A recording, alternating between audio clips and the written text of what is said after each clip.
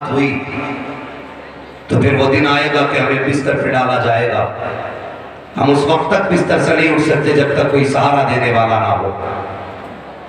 इसलिए जब तक बदन में ताकत है कोशिश ये करें कि हम अपने अल्लाह और उसके रसूल को राजी कर पाए। ये सबसे बड़ा अलविया है। मैंने कल भी उड़ीसा में ये बात कही थी। मैंने कहा था जलसों की कसरत है। एक एक बस्ती के अंदर एक एक साल में 3-3 जलसे आते हैं, लेकिन मुझे बताया जाए कितने घरों से फजर के बाद कुरान की तिलावत की आवाज आती है। बुरा ना मानिएगा, आज गैर तो गैर अपने भी मदरसों के पीछे खड़े रहते हैं।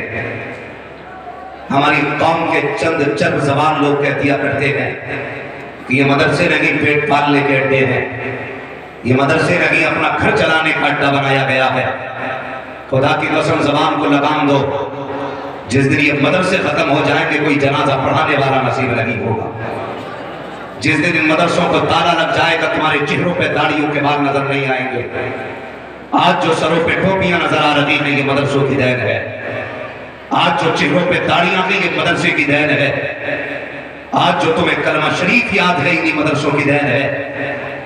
वरना हुबली जाना हुआ, ऐसे नौजवानों से मुलाकात हुई कि जो साइंस की लाइन में तालीम हासिल कर रहे हैं, जो साइंसदान हैं या साइंटिस्ट होते जा रहे हैं, उन्होंने मुझे बताया कि अदरक से कम हो गया है। मैंने कहा पूछा बात क्या है? कहा बात यह है कि जो हमारी लाइन के पढ़े लिखे लोग हैं उन्होंने इस्लाम को मानने से इनकार कर दिया। मैं तालीम का मुखालिफ नहीं हूँ, कोई हरगिज़ न समझे कि मैं हिंदी इंग्लिश का मुखालिफ हूँ। मेरी तमन्ना तो यह है कि हर घर के अंदर IAS होना चाहिए, हर खानदान के अंदर IPS होना चाहिए। मैं तो ये चाहता हूँ MBBS भी हमारे हो, BUMS भी हमारे हो, इसलिए कि जब हम डॉक्टरों की जुल्म और सितम की दास्तानें सुनते हैं तो कलेजा मुंह को आता है। उस वक्त ख्याल आता है काश MBBS की कुर्सी पर अगर हुजूर का गुलाम बैठा होता तो फिर कोई गरीब बिना दवा के सिसकता हुआ नहीं मरता। अगर इस कुर्सी में दवा के लिए कोई मुस्तफा का वारिस बैठा होता तो किसी बेवा को दवा के लिए पैसे की वजह से धक्के दे के नहीं पहुंचाया जाता। हम तो ये चाहते हैं और जानते भी इतना है, अगर कोई मुस्तफा का गुलाम MBBS बन के बैठेगा तो कोई गरीब आके कहेगा दवा के लिए पैसे नहीं है, बेटे की जिंदगी बड़ी प्यारी है, तो कम से कम हुजूर के गुंबद खजरा की तरफ देखेगा, उससे गैरत कहेगी खबरदार तू हुजूर का गुलाम है, तू पैसे का गुलाम नहीं है।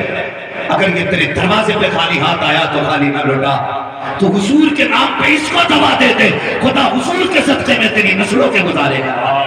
सुभान अल्लाह, सुभान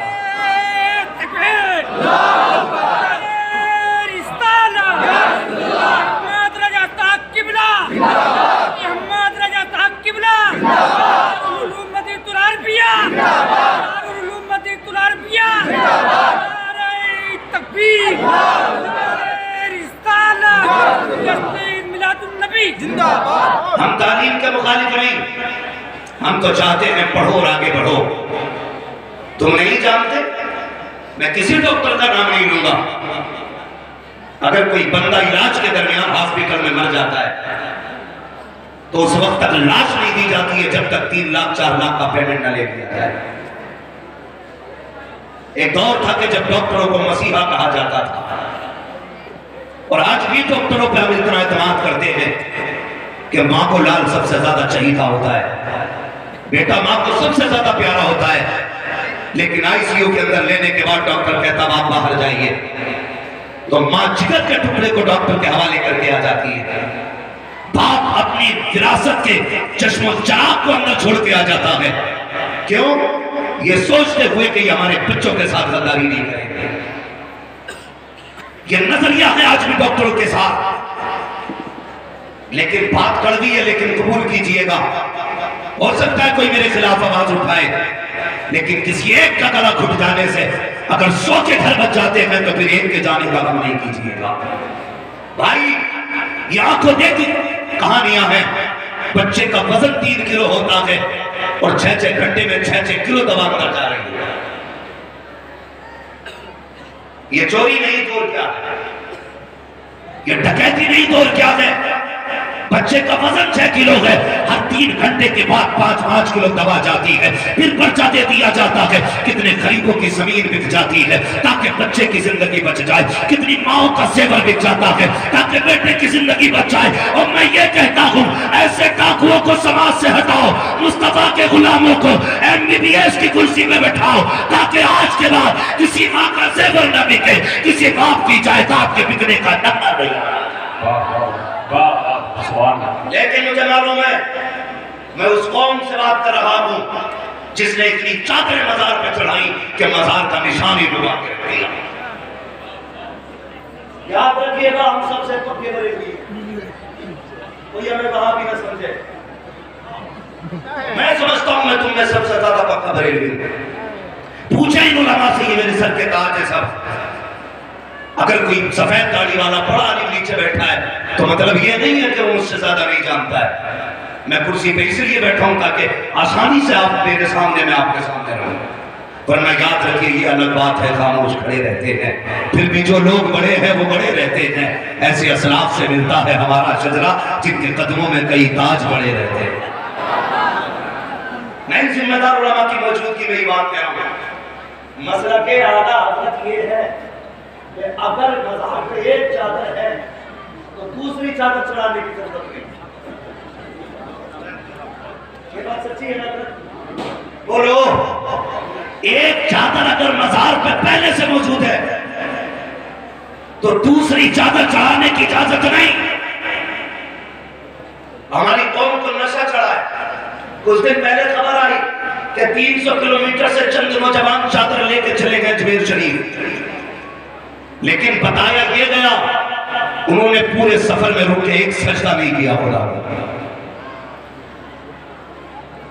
एक नमाज के लिए नहीं ठहरे। मैं कहता हूं यहां के पीर परस्ती छोड़ो, खुदा परस्ती करो। हमें पीर भी वो चाहिए जो आप यहां पकड़े, रिश्ता मदीने वाले से जोड़ो। हमें तो वो पीर चाहिए ना जो हाथ रख के चल तेरा काम हो गया। बताओ, तो चादरों का शौक चढ़ा है। सीधी सी बात है भाई, अगर पीर जहन्नमी है तो बर्फ की सिल्ली रख ले, अंदर कबर ठंडी नहीं होती। तो पीर अगर जन्नती है तो कुछ भी मत कर, अल्लाह उसकी कब्र को जन्नत की क्यारी बना दे। आप समझ रहे मेरी? बहुत गौर से सुनिएगा। इस हफ्ते में मैंने सबसे ज्यादा जलसे उर्सों के किए। मैं उर्सों का मुखालिफ नहीं, हाँ, मैं उर्सों का मुखालिफ। मज़ार भी इतने बंदे चले जा रहे हैं, अल्लाह की कसम, जहां पीरा फकीरा बंद कर गया वहीं वो गुंबद बन गया। हल्का हाथ रखो भाई।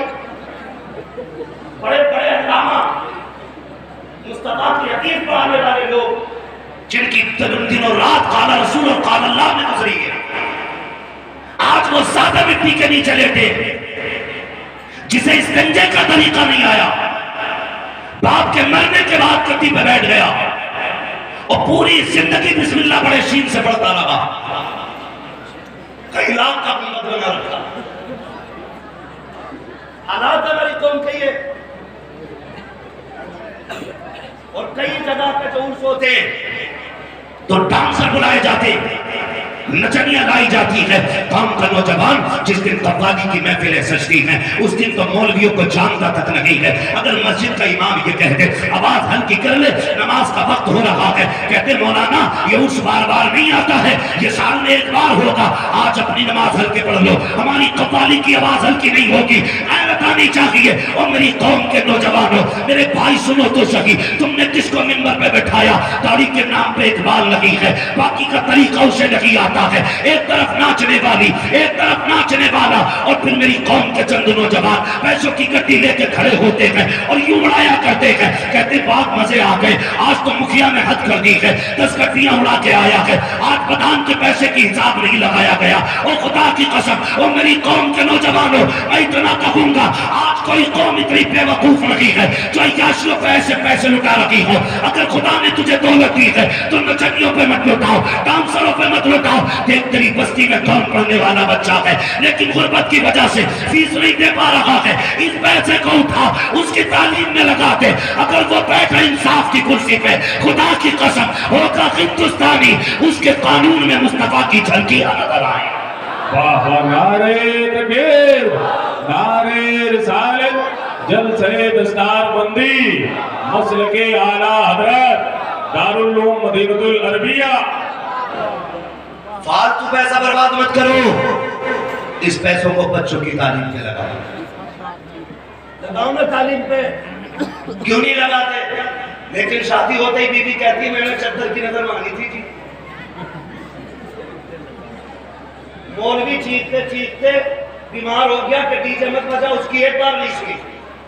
बीवी ने एक बार कह दी चद्दर की नियत बांधी थी मैंने। तो भाई साहब वो किसी की माने न माने, मोहतरमा की मानी जाए। अब चादर चढ़ी गई। मैंने एक बार ये कह दिया था भाई औरतों को मजार पर मत लेके जाओ, तो हमारी कौम खड़ी हो जाती है और फिर हमें भाभी कह दिया जाता है। माफ कीजिए जनाब, वो तुम्हारा और मशरब होगा, हमारा और मशरब है। अल्लाह का शुक्र है हम सच्चे पक्के बरेलवी हैं। हमारे मतलब की बात होगी तो हम औरतों का मजारों पर बैठना हलाल नहीं करेंगे। जहां औरत के जाने से फितना है तो फितना रहेगा। आपकी रोटी चले या कतई न चले, हम पे फर्क नहीं पड़ता है। तो मेरी कौम के नौजवानों, चादर लिए चलिए।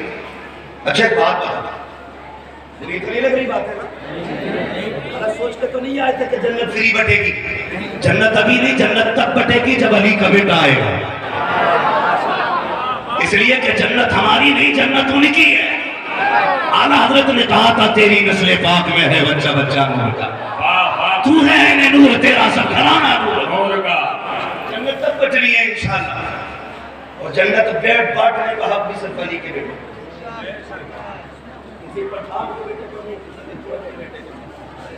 क्योंकि हमारा तो अपना खुद का नारा ये है, तेरे टुकड़ों पे पले गैर की ठोकर पे लगा, झिड़कियां खाएं कहां छोड़ के सदका तेरा। हालात ना गुफ्ता भी की, लेकिन अभी डांस बंद नहीं हो रहा हमारा, बराबर नाच रहे हैं। कह रहे आप टक्कर का मुकाबला कराना, हाँ चंद गुंडे बैठ जाते हैं, कव्वाल की सपोर्ट में चंद बैठ जाते हैं, कव्वालन की सपोर्ट में। इतना बड़ा मजमा मेरे सामने है, कोई बताएगा? मुझे तो नहीं लगता जमीन पे कोई इतना बड़ा बेगैरत होगा जो अपनी बहन को, अपनी बेटी को गैरों की नजरों में तमाशा बना के किसी जगह पे बैठाए। हो सकता है कोई, मैं तो नहीं समझता हूं कि होगा कोई। अभी इतने बुरे भी दिन नहीं आए हैं। अगर हम ये गवारा नहीं करते हमारी बहन बेटी किसी की नजरों का निशाना बने, तो फिर ये फिक्र उस वक्त कब कहां चली जाती है जब किसी की बेटी को नुमाइश बना के स्टेज पर बैठाया जाता है। क्यों नहीं सोचते हम इस बारे में? मेरे भाइयों, ये जो फालतू का पैसा इधर उधर खर्च कर रहे हो ना, ये तालीम पे खर्च करो, ये ग्रेजुएशन पे खर्च करो, अपनी कौम को आगे बढ़ाने पे खर्च करो। मैंने कहा मैं तालीम का मुखालिफ नहीं, लेकिन मैं चाहता हूं इमारत किसी भी तालीम की हो, लेकिन बुनियाद इस्लाम की होनी चाहिए। बुनियाद इस्लाम की होनी चाहिए। और मैं तो कहता हूं जो लोग मदरसे में खाली 2 साल आके सो जाते हैं ना, इंशाअल्लाह उनका ईमान मजबूत हो जाएगा। मदरसे में रह करके सो जाना भी काफी होता है, मगर हालात हमारे ऐसे हैं कि हम ही मदरसों के मुखालिफ, हम ही बंद करना चाहते हैं। हमें काम खींचते मदरसे वालों से। अपने बच्चों को दुनियावी तालीम के साथ साथ दीन की तालीम जरूर देंगे इंशाअल्लाह। पढ़ाएंगे बच्चों को इंशाअल्लाह, सारे बोले इंशाअल्लाह। पढ़ाएंगे, दीनी तालीम भी दें और दुनियावी तालीम भी दें, ये जरूरी है। अपने बच्चों को दीन सिखाएं, अपने बच्चों को कुरान सिखाएं। जरूरत से ज्यादा जितने खर्च होते हैं इन्हें रोकें। मैंने तो एक सीधी बात और कही है, और मैं आपसे भी कह के जा रहा हूं, जिन जगहों पे साल में 3 जलसे हो रहे हैं वो एक जलसा करो, और 2 जलसों के पैसे इकट्ठे करके कौम की जरूरत पे खर्च करो। ये लेकिन एक जलसा जो होना चाहिए ये ऐसा होना चाहिए, ये तहरीक हो के एक बच्चा मर्दों का जलसे में आना चाहिए। ऐसे नहीं 50% जलसे में, 25% मेले में और 25% बिस्तर पे। सारे मर्द आके बैठे और दीन की बातें सुने, इस्लाह करें। वरना जो 75% अगर सुन के गए 25 घर लेटे ना, तो फिर ये 25% 75% को बिगाड़ देंगे। इसलिए कि खुजली का एक भी मरीज अगर घर में रह जाए पूरे घर को खुजली कर देता है। समझ रहे मेरी बात? अगर 3 जलसे होते, 4 होते तो एक करो, लेकिन सारे एक साथ आके बैठ के करो, और वहां फिर दिमाग के चस्के नहीं होने चाहिए। फिर मूड बनाने की जहनियत लेके मत आना, ये सोच के आना हुजूर की महफिल में जा रहे हैं, तकदीर बना के वापस आना है। तकदीर बनाने की नियत से आओ। इन जलसों में उलमा की गुफ्तगू सुनो, इन्हें बामकसद बनाओ जलसों को। जरूरी नहीं है 4 बजे तक जलसा चले और सुबह के क्या मजे आ गए, यार कुर्सी टूट गई रात को मौलवी की, उसकी कुर्सी टूटी तुझे क्या मिला भाई? कह रहा ये याद नहीं, जज्बात में मालूम ही सब हो गया। हजरत जी इससे भी बड़ी तकलीफ होती है कि चलो भाई कोई मोतबर मुअज़्ज़ज़ शख्सियत है तो ठीक है, अब तो जो भी आ रहा नारे लगाए चला है, नारे लगा। कोई इतनी हटो बचो है, ऐसा लगता है कि जैसे कोई हजरत नहीं कोई तूफान आया। हाँ भाई तूफान की तरह आ रहे। हम शख्सियत परस्ती में आते हैं। मेरे ही मूड खराब हो जाएगा तो मेरे नाम के नारे लेने बैठे, मैं कहूँगा तकलीफ नहीं करनी भाई, मुझे इज्जत नहीं मिली। खुदा की कसम इज्जत उसकी होगी जो मदीने वाले की इज्जत पे मरेगा। सीधी सी बात। हुजूर से वफा करो, हुजूर से मोहब्बत करो। आज दुनिया मदरसे बंद करने के मूड में लगी है, लेकिन हमारी तो जिम्मेदारी बनती है कि मदरसों को आगे बढ़ाएं। लेकिन हम भी क्या कहते हैं जी ये तो पेट पालने के तरीके हैं, ये तो घर चलाने के तरीके हैं, खर्चे चलने मदरसे से। जानते हो, मैं जहां तक जानता हूं आज तकरीबन 29 बच्चे फारिग हो गए।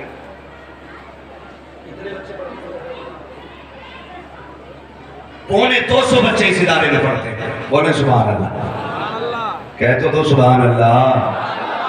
हाँ ये है हमारी बेदारी। जब तक 2-3 आरे ना लगे बंदा सुभान अल्लाह जोर से कहते हैं।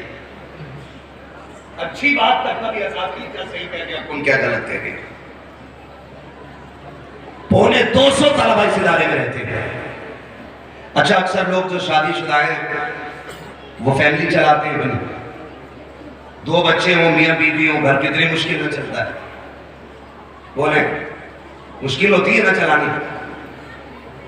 कुर्बान जाओ इन मदरसे वालों पर, हमसे तो 2 लोगों की फैमिली नहीं पाली जाती, ये 200 बच्चों को कैसे पाल लेते हैं बात समझ में नहीं आया। और फिर भी हम ये ताने देते हैं, ताने वही गधा देगा जिसने कभी 1 रुपया मदरसे में नहीं दिया होगा। रिजवान साहब वही रसीद लेके आता कि ये 10 रुपए कहाँ लगाए थे, एक थप्पड़ मार के 10 रुपए की दवा लगा के कहता यहां लगे। हद हो गई भाई। एक तो कुछ देते नहीं, ऊपर से कहते कहां लगा।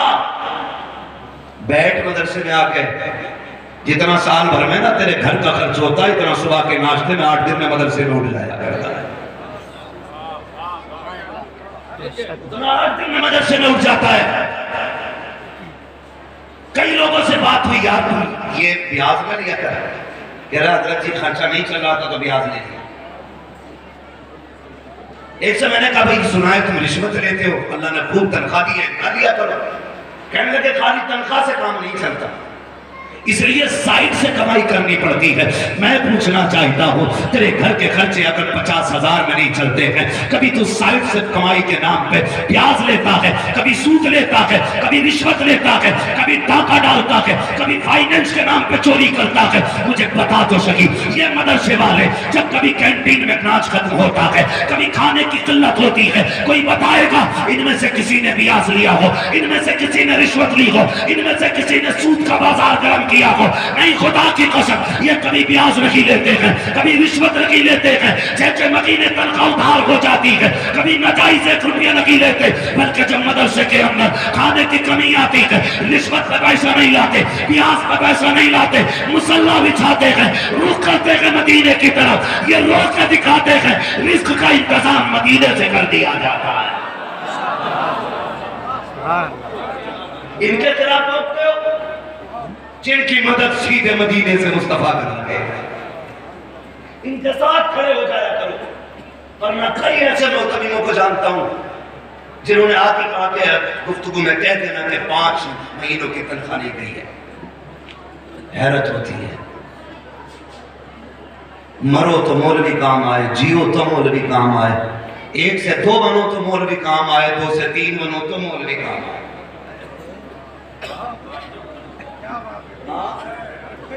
और आप हमने बिगाड़ी अपनी, ये कहते हैं बेड़ा गलत कर दिया मौलवियों ने। क्यों भाई? बेड़ा गलत क्यों कर दिया? कि इनसे कौन समझ नहीं रही। ये बात बताओ, सुनेंगे? कड़वी बात है।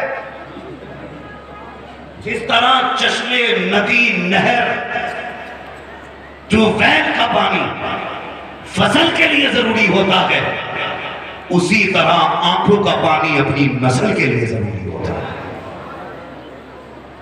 बेड़ा गलत हमने नहीं किया है, हमने बेड़ा गलत नहीं किया है, माँ बाप ने अपने बच्चों का बेड़ा गर्क किया है। सुने बर्दाश्त कर सकते हो तो जाओ, जाके बहनों से पूछना। हम कम से कम ये सोच के खुश हो जाते, खुदा का शुक्र है हम उन लोगों में से हैं जिन्होंने माँ की लोरियां सुनी है। आज की नस्ल को तो माँ की लोरियां तक नसीब नहीं। जरा सा बच्चा रोया, टनटना मंटना लगा के दे दिया, बैठ गई गीबत करने के लिए, चुगली करने के लिए। तेरी सास ने क्या कहा, तेरी नंद ने क्या कहा, उसकी बहू कैसी है, यही बात है। उसके हाथ में तुमने मोबाइल दे दिया। मेरी कौम के नौजवानों बुजुर्गों कान खोल के सुनना, आज बच्चे कमजोर है, इन्हें तुम्हारी जरूरत है। और अगर तुम इन्हें अपना वक्त नहीं दोगे तो कल जब तुम कमजोर हो गए ये बच्चे तुम्हें अपना वक्त नहीं देंगे।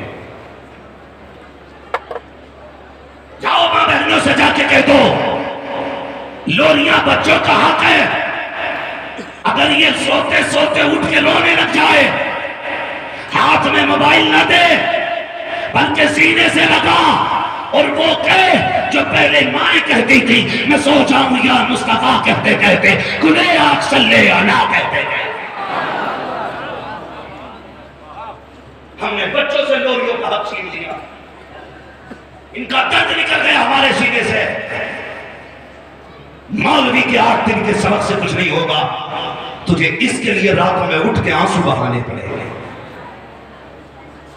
तुम नहीं जानते बाबा फरीदगंज शक्ल को, दुनिया जानती है, आप भी जानते हैं, हम भी जानते हैं कौन फरीद, जिस पे ये मुकदमा किया गया था फरीद को कैद में डालो, क्योंकि जो इसका चेहरा देख लेता है वो कलमा पढ़ के मुसलमान हो जाता है।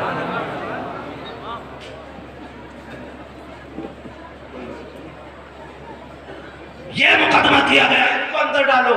सुने सारे लोग, इनको अंदर डालो, जो इन्हें देख लेता मुसलमान हो जाता है। जज के सामने खड़े हुए, पेशी हुई, जज ने कहा दिखाओ ना फरीद कौन है।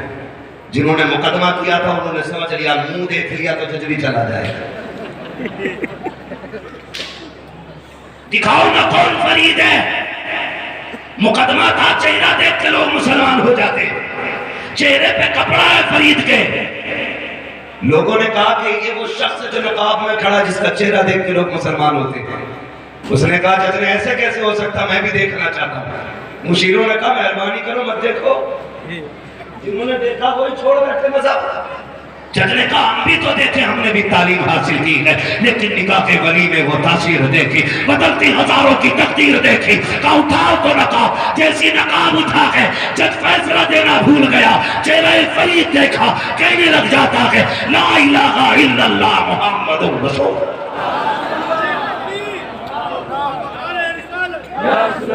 अब सुनिए जो बताना चाहता हूँ, बाबा फरीद कराए मुस्कुराते हुए मैंने कहा लाल बड़े खुश हो।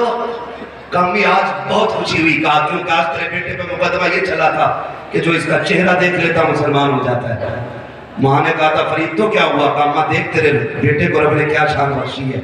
माँ ने कहा फरीद ये तेरा कमाल नहीं, ये तेरी माँ का कमाल है। किसका कमाल है? बोले पीछे वाले भी किसका कमाल है? माँ का कमाल है। माँ कैसे है? कहा बेटे मुझे याद नहीं, आज तक मैंने जब भी तुझे दूध पिलाया था बचपन में कभी बगैर वजू पिलाया था। और आज भी फरीद जब मैं सजदा करती हूँ, दुआ के लिए हाथ उठाती हूँ, तो कहती हूँ मालिक मेरे बेटे को ऐसा बना दे कि जो उसे देखे वो तेरा हो जाए। ये माँ की दुआ का असर होता है, खाली जिम्मेदार मौलवी नहीं। बताओ जिस बच्चे को होश संभालते ही कान में रिंगटोन में गाना आया हो, आवाज गाने की आई हो, वो कुरान का कारी कैसे बनेगा? वो तो डांसर बनेगा। अगर ये चाहते हो कि नस्लें अच्छी हो तो रात को उठ जाया करो, ताज्जुद के वक्त मुसल्ले पे आ जाया करो। बेटा मदरसे भेज दे, तू मुसल्ले पे आ जा, हाथ उठा के कह दे मालिक बेटा तेरे हवाले किया है, उसे खाली ना लौटाना, कुरान का कारी बना के लौटाना, हाफिज कुरान बना के लौटाना, आलिम दीन बना के लौटाना। खुदा की कसम हाथ तेरे उठेंगे, कर्म तेरे बेटे पे होने लगेगा। लेकिन हम तो ये चाहते हैं कि हमारे हिस्से का काम भी मौलवी करे। पढ़ गए तो ठीक, ना पढ़े तो मौलवी ने बर्बाद किया। नहीं भाई, हम सब जिम्मेदार हैं। अब्बा उठेगा कैसे जब 3 बजे तक अब्बा पबजी खेल रहा तो? सुनने तो आता ईशा पढ़ के जल्दी सो जाया करो, फजर में जल्दी आप हो जाए। फिर फजर पढ़ लिया, अब्बा 3 बजे सो रहा है तो बेटा और 4 बजे सो रहा है। ये हालात हमारी कौम के। हम लोग अगर अक्सर रातों में गुजरने वाले लोग, रातों में सफर हमारे होते हैं। एक गैर मुस्लिम का एक गाँव ऐसा नहीं होता जिसमें 4 बजे सब नहीं गुजारते। और मुसलमानों का एक गांव मैंने ऐसे नहीं देखा जिसमें फजर की अजान के बाद सफेद बालों वालों के अलावा कोई चलता हुआ दिखाई दे। ये कंडीशन है हमारी। जिन्हें मेहनत करनी नहीं आती उन्हें आगे बढ़ने की कोई जगह नहीं देता है। तुम्हें क्या लगता है खाली रोडों पे उतर के आप ले लोगे? खाली नारेबाजी करके आप ले लोगे? नहीं, कामयाब वो होगा जिसके हाथ में कलम होगा। आगे वो बढ़ेगा जो तालीम से मुज़य्यन होगा। जिसके पास तालीम नहीं होगी उसे रोन दिया जाएगा, उसे कुचल दिया जाएगा। नारे तकबीर, नारे रिसालत।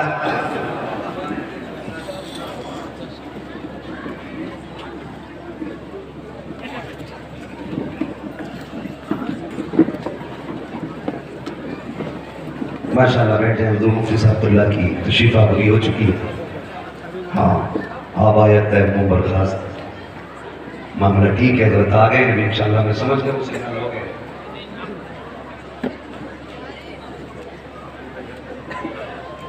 तवज्जो है जरा, कह गए रसूल अल्लाह। ऐसे नहीं जितना बड़ा मजमा है उतनी जोर से आवाज आनी चाहिए, गए या रसूल अल्लाह। माशाल्लाह, अल्लाह सलामत रखे। बड़े बूढ़ों से ज्यादा बच्चों की आवाज आ रही है, बच्चों की आवाज आ रही है। तो पढ़ें और आगे बढ़े। अब्बा टाइम से सोएगा तो इंशाल्लाह बेटा भी टाइम से सोएगा। बेटा कंबल ओढ़ के मोबाइल चला लिया तो अब्बा रजाई ओढ़ के चला लिया। मैं एक बस्ती से गुजरा तो रात के 12 बजे एक कुत्ता चश्मा लगा के मोबाइल चला रहा। गर्मी का मौसम स्लिप पे बैठा। मैंने बताओ इसे बुढ़ापे में क्या सूझी है। लोग इस उम्र पर पहुंचकर मस्जिद आबाद करते थे और ये देखो एमबी बर्बाद कर रहा है। और लड़कों ने भी बड़ा सीधा रास्ता निकाल लिया। अब्बा ज्यादा आवाज देते तो मोबाइल लेके दे देते, लो इसमें लगे रहो। गैरत आनी चाहिए, छोड़ें ये सारी चीजें, आगे बढ़े। और मैं बच्चों से कहूंगा, जो छोटे छोटे बच्चे मुझे सुन रहे हैं, मेरे बेटो मेहनत करना, मोबाइल मत चलाना। अगर तुम छोटी उम्र में मोबाइल चलाओगे, आने वाले 20 साल के बाद तुम्हारे हाथ में भीख का कटोरा होगा। आज किताबें उठा लो, आने वाले दौर में कंप्यूटर तुम्हारी ठोकरों में पड़ेगा। इसलिए बच्चे तालीम पे फोकस करें, मेहनत से पढ़ो और आगे बढ़ो। अगर पढ़ जाओगे तो आगे बढ़ोगे, और अगर नहीं पढ़ोगे तो दुनिया तुम्हें कदमों से धो दिखा देगी। तवज्जो है ना सारे लोगों की? कहां खोलेंगे केसु यार ने खुशबू कहां रखे। गलती हम करते हैं, जिम्मेदार मौलवी हो जाता है कि मौलवियों ने बेड़ा गर्क कर दिया। शुक्र मना जो मौलवी सलामत है, ये जमीन सलामत है। जिस दिन इल्म उठ गया समझ लेना कयामत आने वाली है। अपने उलमा का एहतराम किया करो, इन्हें डाकू डकैत ना कहा करो। ये जानते हो ये वो है जो चलते हैं तो इनके लिए समंदर में मछलियां दुआएं किया करती हैं, मछलियां दुआएं किया करती हैं। जो चलते हैं तो उनके लिए अल्लाह की मखलूकात उठा के इनके लिए दुआ करती है। और हम हैं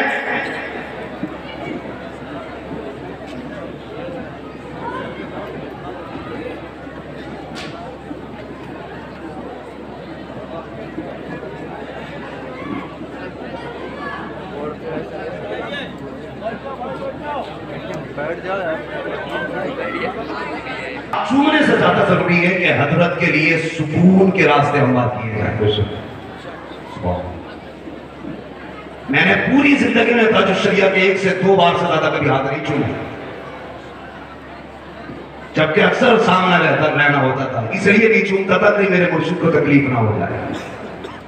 हमारे मुर्शिद तशरीफ ला रहे हैं तो हमें तकलीफ नहीं देनी है, रास्ते हमवार कर दो।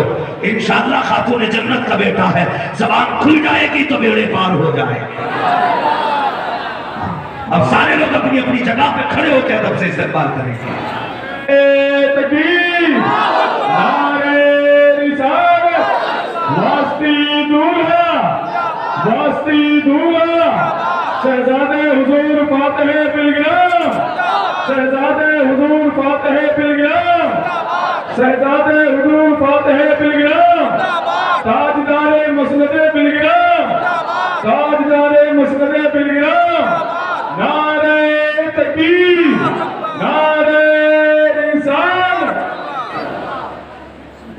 आप हज़रात बैठ जाए अपनी जगह पे, बैठ करके शहजादे फातिह पिलग्राम हुजूर सैयदी आताई मौलाई हुजूर सैयद उवैस मुस्तफा साहब की बुला के चेहरे की ज़ियारत करें।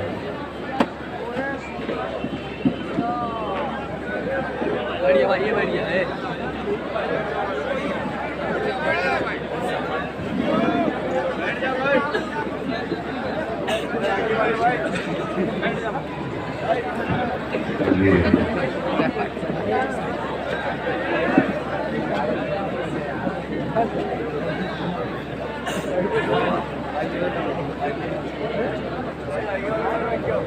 मिंबर शरीफ के उलमा भी बैठ जाए। खड़ा हुआ था इतने दिन बाद खड़ा ना हो जाता है, इतना आराम से करना कोई के बाद बैठे। हां यार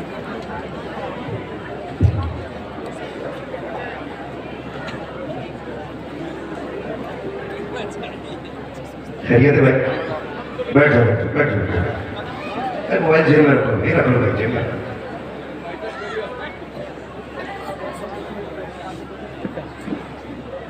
मैं हजरत के लिए तो तारुफ के तौर पे कोई भी शेर ये समझता हूँ कि बुरा नहीं है, बस इतना समझ लो अगर चलता फिरता कुतुब देखना है तो सरकार के चाहिए।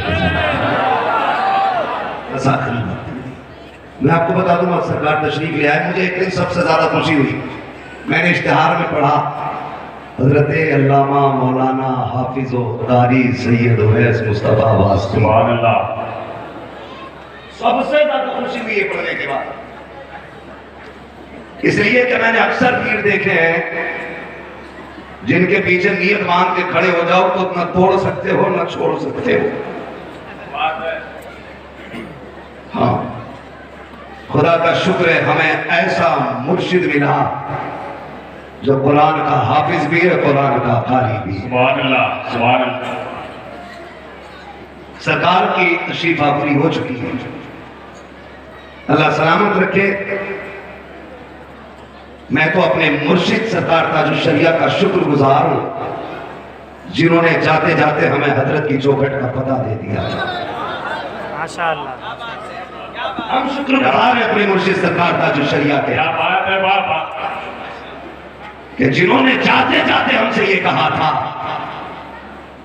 कि अगर मेरी जरूरत पड़े, मफहूम बता रहा हूं, लफ्ज बयान नहीं कर रहा हूं, हाँ, कि मेरे बाद या जो मुझ तक पहुंचना चाहते हैं या जो लोग हैं, मैं आपको सरकार उवैस मुस्तफा के हवाले कर। सुभान अल्लाह, सुभान अल्लाह। तो ये मैं अपनी खुशनसीबी समझता हूँ। मैं कुछ बातें कभी किताबों में पढ़ता था ना, तो हम सोचते थे ऐसे लोग मिलेंगे कि जो कह दे और हो जाए। खुदा की कसम हम अपनी नजरों से देख चुके हैं, जो कह देते हैं वो हो जाता है। इसलिए मैं आपसे इतनी गुजारिश करूंगा, आप मुरीद किसी भी खानका के, किसी भी पीर के दामन से जुड़े हो, लेकिन एक बार दुआ सरकार से जरूर ले लें। सुभान इंशाअल्लाह अजीज नस्लों के गुजारे हो जाएंगे, नस्लों के गुजारे हो जाएंगे। और एक चीज देखने मिलती है बिलग्राम शरीफ में, सरकार मुफ्ती आजम एक हिंद का दौर याद आ जाता है जब बिलग्राम शरीफ जाओ। जैसे उनके दौर में बीमारों की बरेली शरीफ में भीड़ रहती थी ना, आज वैसे ही बीमारों की बिलग्राम शरीफ में भीड़ लगी रहती है। सुभान अल्लाह। और कर्म की बात यह है कि कोई ताबीज बेचा नहीं जाता, कोई पानी बेचा नहीं जाता, किसी मुरीद को मिनट बेचे नहीं जाते, किसी के घर जाने का पैसा वसूल नहीं किया जाता। खुदा की कसम इनकी चौखट पे जाके बैठो तो मदीने वालों की याद आ जाया करती। सुभान अल्लाह। ये जात सरकार वैसे मुस्तफा दामाज़िल की जात है, और यहां से बड़ा गहरा ताल्लुक है सरकार का, बहुत गहरा ताल्लुक है। लिहाजा आपसे इतनी गुजारिश करूंगा, मैं बाकी तो शायद आप शर्तें, एक जो शर्त लगी है ना पीर के लिए, ये भी है कि इतना इल्म हो कि अपनी जरूरत के मसाइल खुद निकाल सके, देख ले, हल कर ले। वहां तक तो आप नहीं पूछोगे, बिस्मिल्लाह पढ़वा लिया करो इमाम के सामने, समझ रहे, बिस्मिल्लाह पढ़वा लिया करो। फूंक भी दिया तो या हसन हुसैन दे भी फूंक दिया, बेड़ा फर्क कर दिया बगैर तोने कौन का। हाँ, और गलती ये हुई है हमसे कि हमने ऐसे लोगों को बढ़ावा दिया जिन्हें कुछ नहीं आता, और जो सब कुछ थे हमने उन्हें नजरअंदाज किया। ऐसा नहीं करना है, जो जिस इज्जत के लायक होगा उसे वही इज्जत दी जानी है, वही इज्जत दी जानी है। अल्लाह ताला हजरत के साए को हम सबके सरों पर दायम फरमाए। अल्लाह ताला हजरत को शिफाए कामिला सेहत आजिला अता फरमाए। और हजरत आ गए हैं इंशाअल्लाह। मैंने पहले ही कहा था जन्नत भी बटेगी, इसलिए कि ये नाज ये अंदाज हमारे नहीं होते, झोली में अगर टुकड़े तुम्हारे नहीं होते, मिलती ना अगर भीख हुजूर आपके दर से, इस शान से मंगतों के गुजारे नहीं होते, इस शान से मंगतों के गुजारे नहीं होते। तशरीफ लाए हैं, हम पूरी कौम की जानिब से हजरत का तहे दिल से इस्तकबाल करते, वेलकम करते, खैर मकदम करते। सरकार ने करम फरमाया कि इतना कीमती वक्त दे करके हम गुलामों के मुकद्दर को रोशन फरमाया है। इंशाअल्लाह हजरत की चंद बातें नसीहत के तौर पे हमको सुननी है, लेकिन ये बता दूं हजरत की तकरीर घंटे 2 घंटे की नहीं होती है। बड़ी अच्छी बात है, माक़ल्ला वदल्ला, छोटी बातें होती हैं लेकिन बड़ी कीमती बातें होती हैं। 5 मिनट में पूरी जिंदगी का सबक पढ़ा दिया करते हैं। यही अल्लाह वालों की पहचान होती है। मैं बस बात अपनी मुकम्मल कर लूँ। मैं अर्ज कर रहा था कि ये इदारे हमारे, ये मदरसे की कुर्बानियाँ हैं। आज हम अपने 4 लोगों का घर चलाने के लिए कितने जतन करके घर चलाते हैं। ये तो हुजूर का करम है। 200 बच्चे पढ़ते रहते हैं और किसी को पता भी नहीं चलता इंतजाम किधर से होता है। मैं अक्सर एक बात कहता हूँ अब्दुल कादिर भाई, जब मदरसे ना तुम चलाते हो ना हम चलाते हैं, ये मदरसे अपने करम से शाह उमम चलाते हैं। आपसे सिर्फ इतनी बात कह के जाऊंगा, होता यह है कि अगर किसी मौलवी को आते देख लिया पैसे वाले ने तो वो रास्ता बदल देता, सोचता कि चंदा लेने आ रहा है। एक मौलाना बेचारे अपने बेटे के वलीमे का कार्ड लेके गए तो सेठ साहब बाहर नहीं निकले। क्यों? कि कहीं रसीद लेके ना आए। खबर भेजी हम रसीद लेके नहीं आए थे, कार्ड लेके आए, तब जब आप निकले। आपसे इतनी सी गुजारिश है, अगर आपको पता लगे कोई आलिम आया है दरवाजे पे तो नजरें बिछा दिया करो, पलके बिछा दिया करो, पूछा करो क्यों आए हो।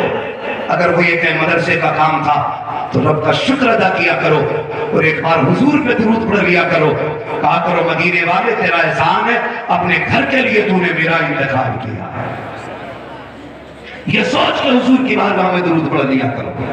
लेकिन हमारी कौम का अलविया ये है, हमारे पास गोलक में डालने पैसे हैं, चादर चढ़ाने पैसे हैं, लेकिन मदरसे चलाने के लिए पैसे नहीं। अमीरों वजीरों से गुजारिश है, पैसे वालों तुम जितना चाहो अपना जायज जगह खर्च करो, लेकिन मदरसों का ख्याल रखो। मदरसों का ख्याल रखो। बच्चों को तालीम से आरास्ता करो, अपने बच्चों को कुरान की तालीम दो, अपने बच्चों को दीन सिखाओ ताकि वो IAS, IPS, MBBS, BOMS जो भी बने अपने दीन से जुड़ा रहना चाहिए। अपने दीन से जुड़ा रहना चाहिए, सबसे ज्यादा जरूरी है। अगर वो इल्म दीन सीखा हुआ होगा तो किसी भी मैदान में जाएगा अलग ही पहचान हो जाएगी। ये डॉक्टर बाद में है, मदीने वाले का गुलाम पहले है। मास्टर बाद में है, हुजूर का गुलाम पहले है। घरों के अंदर कुरान को आम करो। अलविया एक ये भी है कि हमारी बीच से तजवीद को बिल्कुल ही निकाला जा रहा है। इल्मे तजवीद पे तवज्जो ही नहीं। मारिफत तजवीद को पूरी तजवीद समझ कर पढ़ कर रख दी हमारी, और फिर जहां जी चाहते हो सांस तोड़ ले। ये हालात है हमारी कौम। जबकि तजवीद भी इतना मोहतरम फन है कि जो खुद चल के नहीं, मदीने वाले ने हिंदुस्तान भेजा है। जो इन दोस्त लोग हैं जो तजवीज से शगफ रखे हैं, वो मेरी बात को सराह देंगे कि हिंदुस्तान के अंदर सबसे पहले कारी जिनको कारी अब्दुल रहमान मक्की कहा जाता है, उनको खुद ख्वाब में आके मदीने वाले ने भेजा था और सिर्फ इन्हें तजवीज की इशाअत के लिए भेजा गया था ताकि हिंदुस्तान जाकर के वो तजवीज को आम करें। लेकिन हम फिर ये बात कहते हैं कि मंतिक, फलसफा, नहव, सर्फ, ये सारे कानून इसलिए पढ़ाए जाते हैं ताकि कुरान समझ में आ जाए। ये सारे कानून कुरान के लिए पढ़ाए जाते हैं। अफसोस हमें मिंबर पे बोलना भी आ गया, हमारी जबान में फसाहत भी आ गई, हमें गुफ्तगू के बेचौताव भी आ गए। अगर नहीं आया तो कुरान नहीं आया है, जिसके लिए सारे कानून पढ़ाए जाते रहे वही फर्क में ना आ सका। और यार मैं इतना कहूंगा, खुदा के वास्ते तजवीद को इतना लाजिम कर दो, इतना लाजिम कर दो, जो भी कुरान पढ़े उसके लहजे से तजवीद की खुशबू आनी चाहिए। और तजवीद हर शख्स के लिए सीखना फर्ज है, उतनी जितने से कुरान दुरुस्त हो, और कुरान उतना दुरुस्त मायजूज़ु बिही सलाह फर्ज है जितना नमाज में पढ़ा जाता है। ये सभी का फर्ज। पढ़ें और तालीम को आम करें। अल्लाह हमारे इदारों को सलामत रखे। इन इदारों की वजह है हमारी कौम के अंदर दीनदारी मौजूद है, हमारी कौम के अंदर कुरान वाले मौजूद है, दीन वाले मौजूद हैं। खुदा रा कभी मदरसों के खिलाफ ना बोलना, अगर हो सके वक्त मिल जाए तो मदरसों के खाने से खाना लगा के खड़े हो जाना, और मदरसे के मोहतमिम और असातिज़ा से कह देना फिक्र करने की जरूरत नहीं है कि इनका काम तुम करो, पैसों का इंतजाम हम करके दिखाएंगे। यार इतनी बड़ी कौम जो एक जलसे में 5 लाख, एक उर्स में 10 लाख उठा सकती है, वो मिल के साल भर में एक मदरसे का 5 लाख का खर्च नहीं उठा सकती है? उठा सकती है कि नहीं? मैं बड़े लोगों को छोड़ दूं, खाली ये नौजवान, खाली जो रोज के 500-600 कमाने वाले हैं, अगर ये भी अगर चाह लें तो अपनी बस्ती में शानदार इदारा चला सकते हैं। कुरान को आम करो, घर घर में कुरान पढ़ा जाना चाहिए। ऐसा नहीं होना चाहिए किसी घर से कुरान की आवाज आई तो लगे कोई मर गया है, या सूरे बकरा पढ़ी जा रही है जिन भगाने के लिए, या फिर किसी का तमरी निकल रहा है इसलिए पढ़ी जा रही है। ऐसा माहौल बना दो कि जब फजर के बाद कोई गली से गुजरे कुरान के तराने बता दे, हुजूर के गुलामों की मोहल्ले से गुजर के जा रहा। कुरान पढ़ने के आदि बनो, अखबार पढ़ने का वक्त, मोबाइल चलाने का वक्त कुरान का नहीं है। पढ़े कुरान, दुनिया और आखिरत को बेहतर करें, अपनी जिंदगी को संवारें। कुरान सिर्फ मैयत के लिए नहीं, सिर्फ जिन्नात भगाने के लिए नहीं, कुरान जिंदगी संवारने के लिए आया है, जिंदगी संवारने के लिए आया है। और आज ऐसे माहौल में सबसे ज्यादा जरूरी है, जो तबलीग, जो तालीम हमारे नबी ने हमें दी है, उस पर हर बंदा मजबूती से अमल करे। हमारे नबी की तालीम क्या थी? जो पत्थर मारे उसे भी दुआएं दे दिया करो,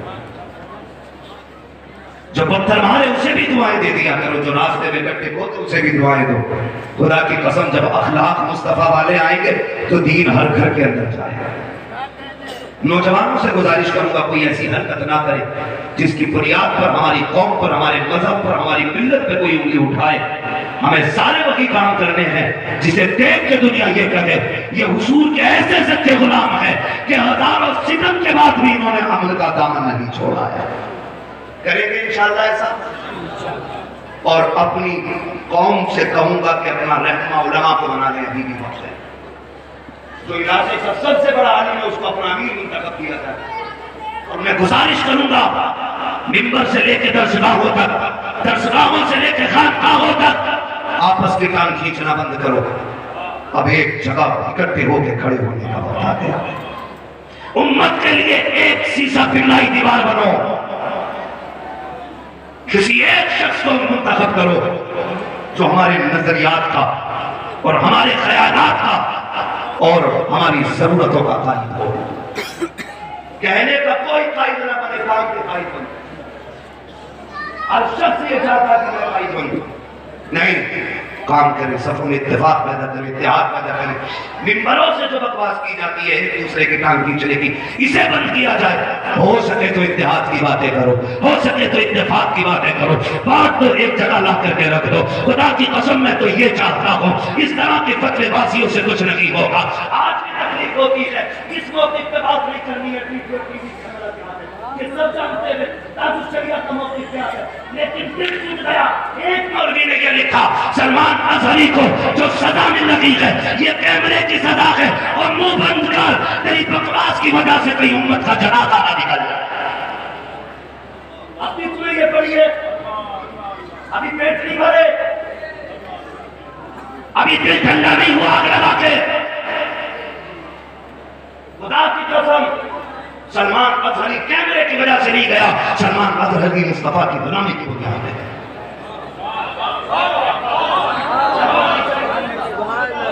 हम हिंदुस्तान में रहते, यहाँ की अदलिया पर एतमाद है, उम्मीद करते हैं कि इंशाअल्लाह इंसाफ होगा, इंसाफ होगा। और हम आपसे इतनी गुजारिश करेंगे, खुदारा अब आप एक प्लेटफॉर्म पे खड़े हो, एक प्लेटफॉर्म पे आके खड़े हो जाओ। इससे पहले कि हमें खुल के बात करनी पड़े, अभी वक्त है, लौट आओ, हाँ लौट आओ और एक जगह पे इकट्ठे होकर उम्मत को बचाओ। जरूरत है मेरे भाई, सफों में इत्तेफाक पैदा करें, इत्तेहाद पैदा करें, मदरसे वाले मुत्तफिक रहे, खानका वाले मुत्तफिक रहे, एक दूसरे से प्यार बांटे, मोहब्बतें बांटे। अभी ये वक्त नहीं है आपसी झगड़े करने का, आपसी लड़ाइयाँ करने का। अभी जरूरत है उम्मत को एक जगह खड़े होकर के अपने रब को राजी करने, अपने रब को राजी करें, उलमा को अपना कायद बनाए, उलमा को मुंतखब करें, इनकी बातों पर मुत्तफिक रहे। खुदा की कसम, ये कभी अपनी तबीयत की बात नहीं बोलते, ये जब भी बोलते मदीने वाले की शरीयत की बात बोलते हैं, मदीने वाले की शरीयत की बात करते हैं। गुजारिश में तमाम खानका के सज्जाद खान से मोहब्बतें बांटे, प्यार बांटे, नफरतें खत्म कर दे, खुदा नफरतें खत्म कर दे। बहुत नुकसान हो गया मिल्लत इस्लामिया का। अब प्यार बांटिएगा, मोहब्बत बांटिएगा, हो सके तो रंग चढ़ाइए अपने, किसी का रंग उतारने की कोशिश न करें।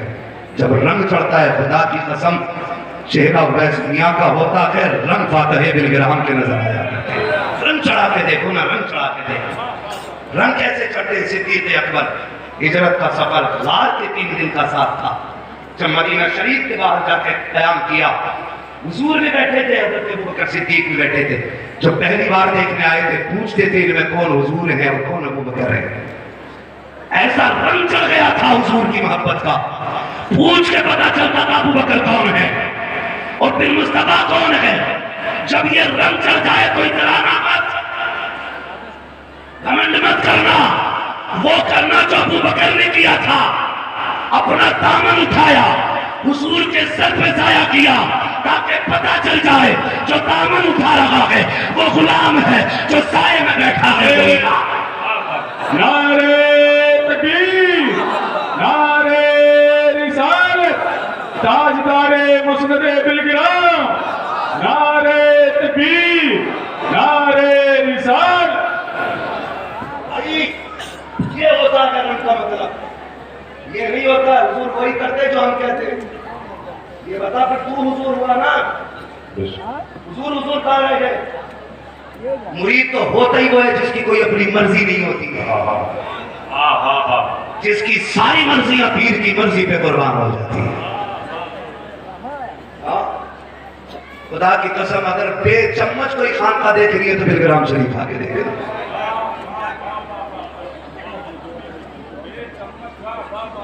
जहां कोई चमचा टोया नहीं, जहां मर्जी के मालिक पीर पाए जाते हैं उसे बिलग्राम शरीफ कहा जाता है। फिर मैंने ये बात पहले भी कही थी, खानकाहों की रंग अगर नजर आते तो बिलग्राम शरीफ नजर आते। तो आपसे इतनी सी गुजारिश है हुजूर पीर साहब किबला, क्या क्या कहा जाए आपको। अब तो कम से कम जहर उगलना छोड़िए, अब तो कम से कम एक जगह आके बैठ जाइए, एक जगह आके बैठ जाइए। अल्लाह सलामत रखे हमारी कौम को। ये अभी तक इत्तेफाक की हुई है कि हमारे उलमा हमारे साथ गलत नहीं करेंगे। अपने उलमा पे आप एतमाद रखिए, इंशाअल्लाह। मेरे ज़मीर मुझे एड़ियां रगड़ रहे थे, मेरा यकीन है पानी यहीं से निकलेगा, मेरा यकीन है पानी यहीं से निकलेगा इंशाअल्लाह अज़ीज़। फिर प्यार की हवाएं चलेंगी, मोहब्बतें बटेंगी, टोपी किसी भी कलर की होगी, मोहम्मद की गुलामी के रंग नजर आएंगे इंशाअल्लाह, हुजूर की गुलामी के रंग नजर आएंगे, हुजूर की मोहब्बतों के रंग नजर आएंगे। नौजवानों, खानकाहें ऐसी खानकाहें जो लड़ाने से दूर हैं, ऐसी खानकाहें जो खुदा से करीब करती हैं, ऐसी खानकाहें जो अल्लाह रसूल के निज़ाम सिखाती हैं, उन खानकाहों को मजबूती से थामे रहिएगा, उन खानकाहों से जुड़े रहिएगा। अल्लाह ताला मेरी गुफ्तगू पे पहले मुझे अमल की तौफीक अता फरमाए, उसके बाद पूरी उम्मत मुस्लिमा को अमल खैर की तौफीक अता फरमाए। कुल हल यस्तविल लदीना यअलमून वल लदीना ला यअलमून। ए महबूब आप फरमा दीजिए जानने वाले और ना जानने वाले बराबर नहीं हैं और हो भी नहीं सकते हैं, इसलिए कि जहालत तारीकी होती है, इल्म नूर होता है। अपने बच्चों को पढ़ाइए, कुरान खुद भी सीखिए, बेटियों को भी सिखाइए और बीवियों पर लाजिम कर देना, अगर लल्ला रोया और तूने मोबाइल दिया तो फिर घर में एक ही रहेगा। समझ गए मेरी बात? बच्चा रोया करे, बहनों सीने से लगा के लोरियां दिया करो, लोरियां बच्चों का हक है। इस टॉपिक पे अगर बात की जाए तो बड़ा वक्त चाहिए, मैं इस टॉपिक पे बात ही अब नहीं करना चाहता। बस आखिरी बात कह जाऊं, बच्चों को उनको हक दिया करो, बच्चों से कहूंगा माँ बाप को उनका हक दो, परिवार से कहूंगा कि अपने खानदान को उनका हक दो, एक दूसरे से मोहब्बत करो, प्यार बांटो, लेकिन याद रखिएगा गुस्ताखे आला हज़रत से हमारा कोई समझौता नहीं है। हम मसलक के आला हज़रत वाले लोग हैं, जमीन छीनने पर समझौता कर लेंगे, मार्केट छीन लो समझौता हो जाएगा, जायदाद छीन लो हो जाएगा, लेकिन अकीदे के लुटेरे से कोई समझौता नहीं होगा। समझ के मेरी बात? अकीदे के समझौते लुटेरे से कोई समझौता नहीं। ऐलान कर दो और आला हज़रत की फिक्र को आम करो। पता नहीं लोग किधर चल रहे, क्या क्या कह रहे हैं। आला हज़रत का एक नजरिया, आपने दुआ मांगी थी दो जहां में खादिम आले रसूलुल्लाह कर, हजरत आले रसूल मुक्तदा के वास्ते, और उन्होंने कहा था तेरी नस्ल पाक में है बच्चा बच्चा नूर का, सुबह नूर तेरा सतराना नूर का। और उन्होंने ही कहा था क्या बात रजा उस चमलिस्तान करम की, जहरा के गली जिसमें हुसैन और हसन को हुसैन और हसन को जोर से हुसैन और। इतनी बात तो समझ में आ गई, जब तक मौलवी चीखे नहीं कौन समझती है बात में दम नहीं है। बिना चीखे नहीं तो बात समझ नहीं लगी। मैं पढ़ता हूं तेरी नस्ल पाक में है बच्चा बच्चा बच्चा बच्चा। ये कोना भाई बड़ा महरूम है, इस कोने पे पहले से नजर है भाई, लंगर नहीं खा के आए तो चलो हम खाना खिलवा दें ताकि बाद में सुभान अल्लाह कहने की ताकत बनी रखे। तेरी नस्ल पाक में है बच्चा बच्चा बच्चा बच्चा बच्चा बच्चा, तू है नूर तेरा सब घराना नूर का है रजा ये अहमद नूरी का फैज़ नूर है, हो गई तेरी गजल बनकर कसीदा नूर का। बस जो हो गया अल्लाह तुमको माफ फरमाए रब्बे कायनात। जिंदगी में दिया साथ फिर होगी मुलाकात, चमन रहा फूल खिलेंगे जिंदगी रही फिर मिलेंगे, मुसाफिर हैं हम भी मुसाफिर हैं तुम भी, किसी मोड़ पर फिर मुलाकात होगी। फकीरान आए सदा कर चले, सदा खुश रहो ये दुआ कर चले। सारे लोग कलमा शरीफ पढ़ लीजिए, ला इलाहा इल्लल्लाह मुहम्मद रसूलुल्लाह व अलैहि वसल्लम। सुभान अल्लाह।